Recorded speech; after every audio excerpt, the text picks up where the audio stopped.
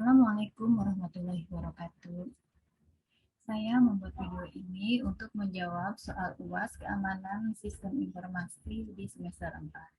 Perkenalkan, nama saya Yaya Badria, NIM saya 20010107054 dari Prodi Sistem Informasi kelas SI 401 Universitas Siber Asia.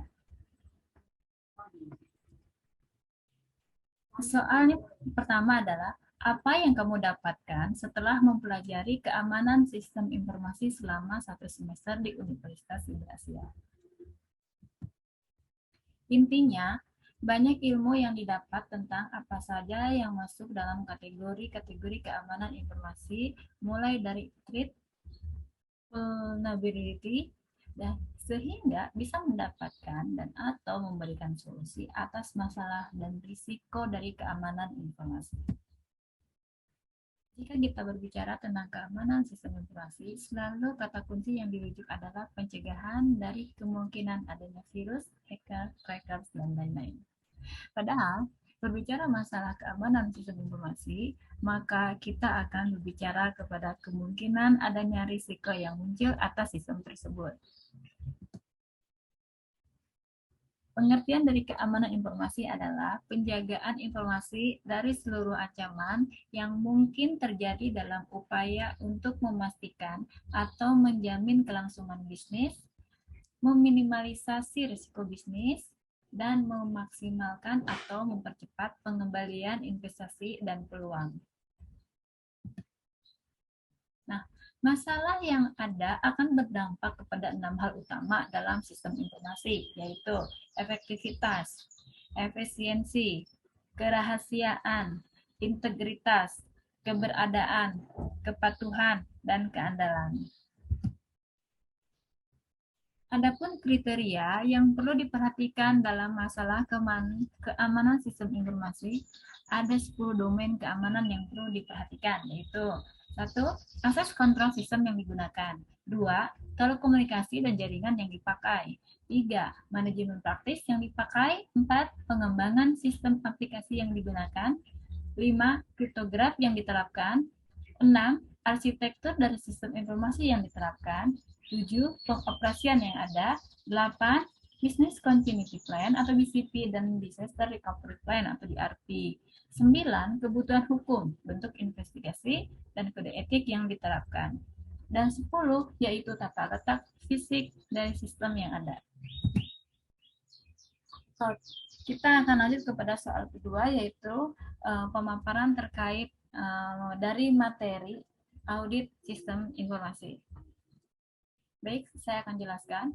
Audit secara umum adalah proses terpadu dalam pengumpulan dan penilaian terhadap informasi sebagai satu kesatuan organisasi oleh seorang ahli. Pengertian audit sistem informasi adalah proses pengumpulan dan evaluasi bukti-bukti untuk menentukan apakah sistem komputer yang digunakan telah dapat melindungi aset milik organisasi, mampu menjaga integritas data, dapat membantu pencapaian tujuan organisasi secara efektif, serta menggunakan sumber daya yang dimiliki secara efisien. Audit keamanan. Menurut Margaret, audit keamanan bertujuan untuk mengevaluasi sistematis dari keamanan sistem informasi perusahaan dengan mengukur seberapa baik kesesuaian dengan beberapa kriteria yang ditetapkan. Audit menyeluruh untuk menilai keamanan konfigurasi fisik sistem dan lingkungan, perangkat lunak, proses penanganan informasi, dan praktik pengguna. Berikut adalah tahapan dari audit. Pertama, kita harus membuat dan mendapatkan surat persetujuan audit. Nah, di sini adalah MR atau manajemen representatif dalam perusahaan membuat suatu pengajuan pelaksanaan audit internal kepada top manajemen sesuai jadwal audit tahunan yang telah ditetapkan untuk mendapatkan persetujuan. Nah, MR ini adalah wakil manajemen di suatu perusahaan, dan biasanya perusahaan yang ada MR ini perusahaan yang sudah menerapkan sistem manajemen berbasis ISO. Kedua, tim internal membuat rencana atau jadwal audit internal. Di sini, ketika membuat jadwal audit harus disesuaikan dengan kondisi auditor dan auditi agar tidak bentrok waktunya saat pelaksanaan audit dan tidak boleh saling mengaudit antara auditor dan auditi. Jadi harus audit silang ya. Ketiga, sosialisasikan rencana atau jadwal audit. Nah, jadwal audit yang sudah ditetapkan disosialisasikan dapat melalui pengumuman atau diinformasikan kepada bagian-bagian yang akan diaudit agar mereka dapat mempersiapkan waktu dan hal-hal yang dapat diaudit. 4 adalah persiapan audit untuk auditor dan audite.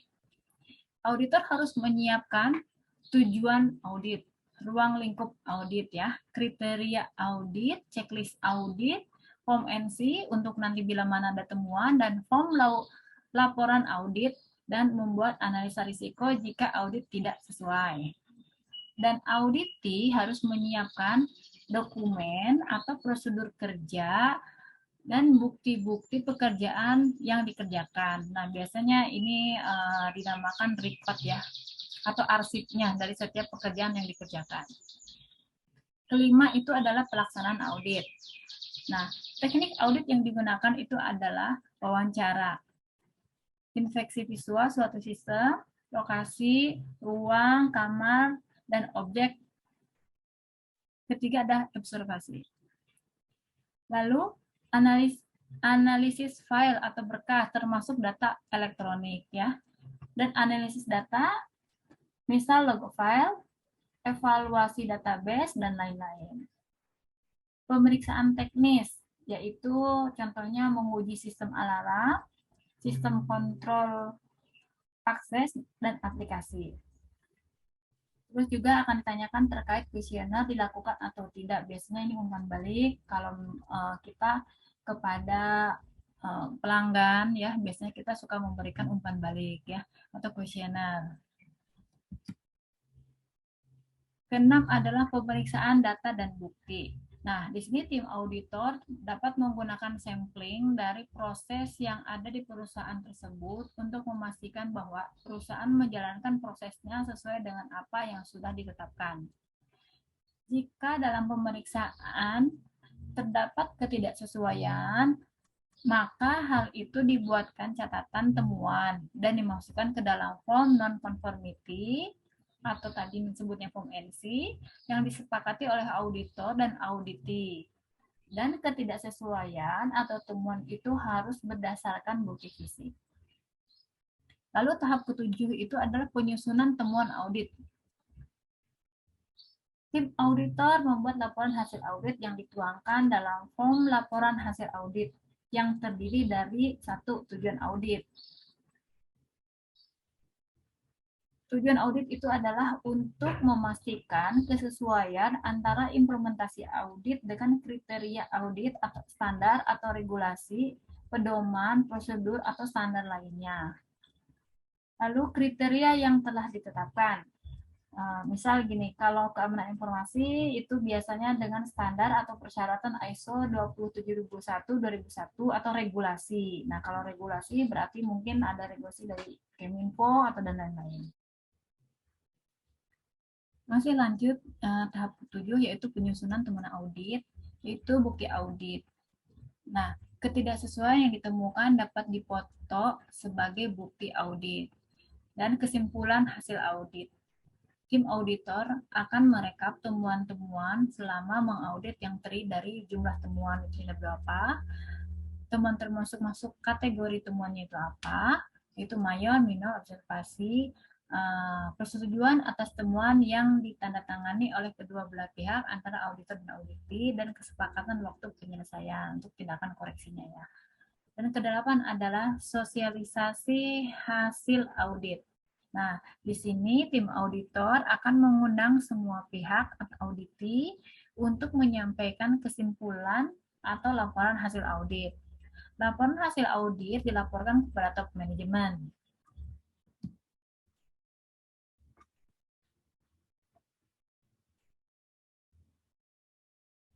Apa sih keuntungan adanya audit? Pertama, dapat menilai keefektifan aktivitas proses-proses dalam organisasi. Kedua, memonitor kesesuaian dengan kebijakan perusahaan, sistem, prosedur, dan regulasi. Ketiga, mengukur tingkat efektivitas dari sistem. Empat, mengidentifikasi kelemahan di sistem yang mungkin mengakibatkan ketidaksesuaian di masa yang akan datang. Kelima, itu dapat menyediakan informasi untuk proses peningkatan. 6. Meningkatkan harmonisasi, komunikasi, dan saling memahami antar bagian dan antar individu. 7.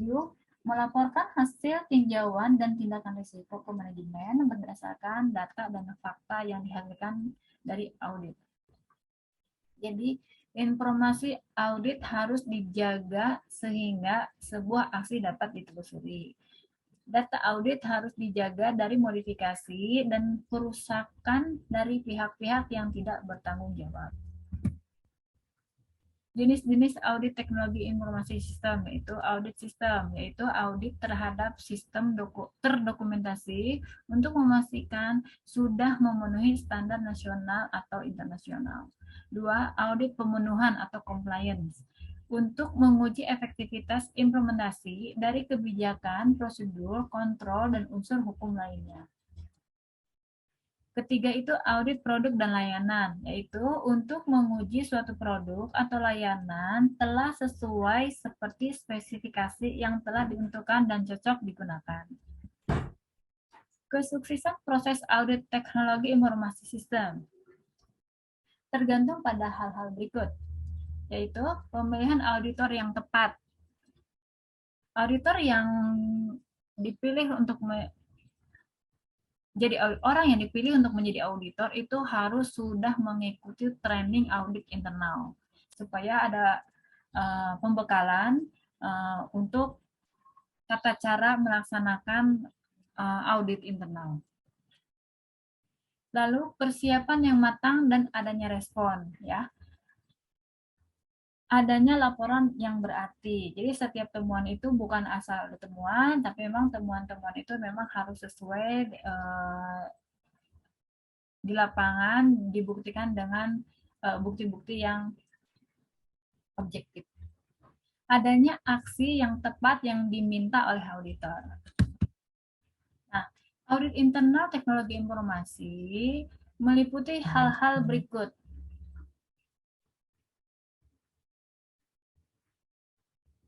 Satu, acuan di dalam proses audit secara internal. 2. Kunci objektif dalam kebutuhan. 3. Global dan independen. 4. Fokus pada risiko. 5. Keahlian dalam mengontrol teknologi informasi internal. 6. Keterlibatan proyek teknologi informasi. 7. Review secara teratur. 8. Adanya standarisasi dan review yang di dalam. 9. Rekomendasi. 10. Teknologi informasi dan pengetahuan. 11. Koordinasi yang efektif dengan pihak luar dan bagian regulasi. 12. Aplikasi atau infrastruktur koordinasi audit. 13. Metodologi kerangka kerja. Audit teknologi informasi, area penggunaannya meliputi audit teknologi informasi, analisis risiko, pengecekan kesehatan atau perbandingan keamanan, konsep keamanan, dan manual keamanan. Demikian yang dapat saya paparkan. Sumber jawaban UAS ini yaitu dari materi yang disampaikan adalah lanjutan dari tugas 1. Pengerjaannya dilakukan secara mandiri, proses belajar dilakukan secara daring. Jadi kesimpulannya adalah dalam mata kuliah keamanan informasi selama 1 semester ini, materi yang disampaikan secara daring karena sistem perkuliahan di kami di Universitas Siber Asia menggunakan metode pembelajaran jarak jauh atau PJJ. Nah, saya ucapkan terima kasih kepada Bapak Noviandri selaku dosen keamanan informasi. atas bimbingannya yang sangat baik dan sabar saat menghadapi mahasiswa yang super sibuk karena rata-rata kami adalah pekerja. Salam hangat dan sukses selalu untuk Unsia.